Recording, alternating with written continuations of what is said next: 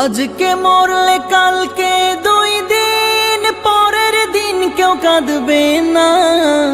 যাদের জন্য করলা কামাই মরলে তারা চিনবে না। আজকে মরলে কালকে 2 দিন পরের দিন কেউ কাঁদবে না।